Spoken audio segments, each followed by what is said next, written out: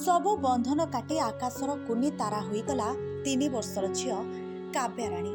जीवन कौन जानिबा आगरू आकाशर तारा होईगला।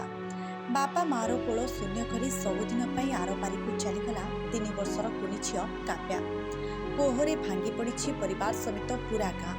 कलाहांडी जिला आमपाणी थाना काउडोला पंचायत कुसुमकुटी गाँ पुरंदर धंगड़ा माझी झियो काव्या धंगड़ा माझी बयस मात्र 3 वर्ष।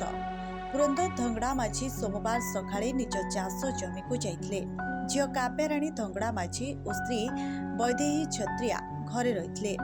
पुरंदर गाँव विवाह करिथिबारु निज अजा घर को बेले बेले शिशु कन्या एकुटिया जीवा आसिबा करिथांती। एकुटिया निज अजा घर को जीवा समय रे जीवा बाटरे थिबा एक परित्यक्त क्लब घर कांथ भुसुड़ी पड़िथिबारु शिशु कन्याटी चापी होई गुरुतर होई पड़िथिले। परे परिवार लोके शिशु को उद्धार करी एक बाइक जोगे कोकोसरा डाक्तरखाना को नहीं जाई भर्ती कराइथिले। हेले डाक्तर तांको मृत घोषणा करथिले।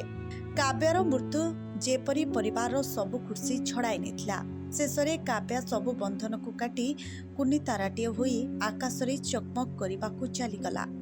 काव्या आत्मार सद्गति हेउ एतिकी ईश्वरंक पाखरे प्रार्थना।